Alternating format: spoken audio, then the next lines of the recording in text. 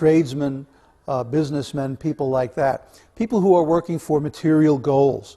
And you'll find that these people are generally mundane religionists. They follow a human-made religion, a religion with a past that was started at a particular date in time. In other words, they're not following Sanatana Dharma. They're not following the eternal religion of the Vedas. But they're following some mundane religion. They consider themselves members of a certain race or a certain country. They organize themselves into different social groups that compete with one another for material advantages. And thus we see that the history of humankind is largely driven by the mode of passion. And finally, we have the people in the mode of ignorance. And these are demoniac people, people who are driven by their senses, demons, ghosts, sensualists, madmen, people who are addicted to intoxication, people who do strange and perverted things. These are people who are influenced by the mode of darkness or ignorance. And their only joy in life is to sleep. These are people who are driven by the mode of darkness and Lord Shiva. Now, these three kinds of people, as you might expect, also have three kinds of religion. And the people who are in the mode of goodness, they follow the eternal Sanatana Dharma path of spirituality. In other words, they are after a personal, direct experience of God through meditation. People in the mode of passion, they follow mundane religion, as we already discussed.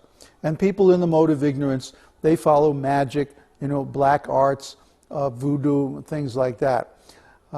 So those who are involved in the different modes of material nature have different Vedic literatures that are designed just for them. So, not the Vedas themselves or the Upanishads or Vedanta, those are transcendental. But all the other Vedic literatures, the Puranas, the Itihasas, the Brahmanas, the Tantras, are divided into three categories according to the modes of material nature. Those who are following the modes of goodness are vegetarians, and they follow the rules and regulations of spiritual life, and they avoid contact with the material energy as far as possible. Those who are in the mode of passion, they're interested in religion for material purposes. They want wealth, power, prestige, fame, knowledge. So they perform religious sacrifices for those purposes. And those people in the mode of ignorance, they perform religious or spiritual work for the purpose of cursing others and hurting others and casting magic spells and so on like that.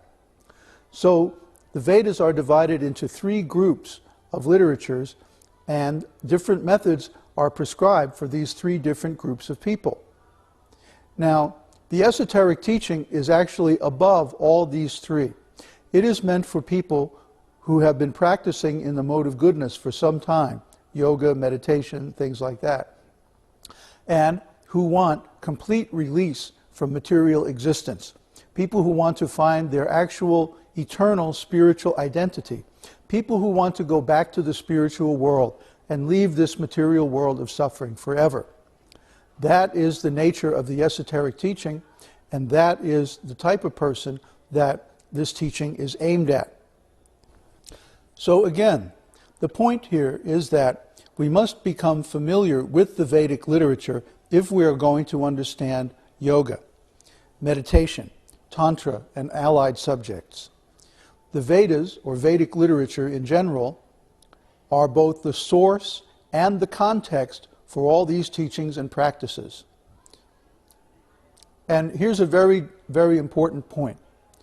Any system or technology which is taken outside of its intended context basically becomes useless for its intended purposes. Let me give you an example. Suppose I have a very nice computer, and I take this computer into the middle of the jungle in Brazil, rainforest, okay? Now I have this wonderful computer, but I can't plug it in. I don't have any internet access. I don't have any software. I can't go down the street and get a new mouse or other peripherals. So my wonderful computer is basically useless. The same is true of yoga, tantra, and other spiritual technology, which comes from the Vedas, But if we take it outside the context of Vedic culture, it basically becomes useless for its intended purposes. And you'll find we come back to this point over and over and over again because it's really important. It determines whether or not we can use the things we learn about yoga, meditation, and so forth. In order to be successful in yoga or spiritual life, we must perform the practices within the culture of Vedic Sanatan Dharma, or eternal religion. That is, we must be living in a place which is a little removed from the general society, and we must be in contact with the disciplic lineage of the Vedas, which is approved by the original author of the Vedas, and which follows his conclusions and his understanding.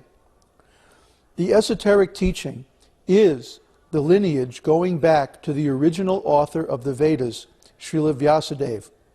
It is one of the 4 disciplic lineages that he started. The other 3 are still going on in India, but they are basically inaccessible to Westerners. So if we are going to become real students of yoga and get the result of yoga that's intended in the original literatures, then we have to study from a teacher in the original disciplic line from the author of the Vedas. That makes sense, doesn't it? It sure does to me. So if we try to practice yoga or tantra outside the context of the Vedic literature or Vedic culture, we will certainly get it wrong.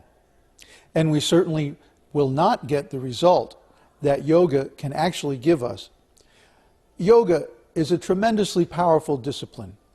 To simply use yoga to trim your figure or to increase your physical endurance, it's like using a 747 to go down to the corner store.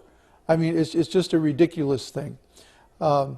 This is not what yoga was designed to do, although this is one of the side benefits of practicing yoga. It is not the purpose of yoga. Yoga means to bring us face to face with God. That's the real meaning of yoga. It comes from the Sanskrit word yukt, which means to hook up, to join. Like you would use it for hitching a cart to a horse. You would say yukt. So yoga is that which joins. Well, what does it join? It joins the individual soul with the super soul. It joins the person with his origin. It joins the soul with God.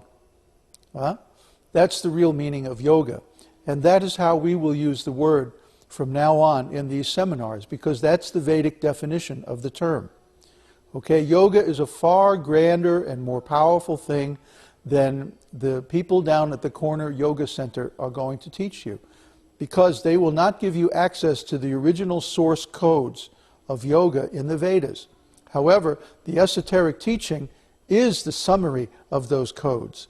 In our advanced classes, we do give you access and the means to interpret those codes for daily living today.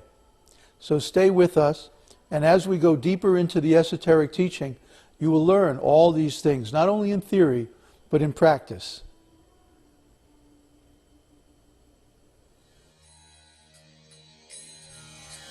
Om Namo Bhagavate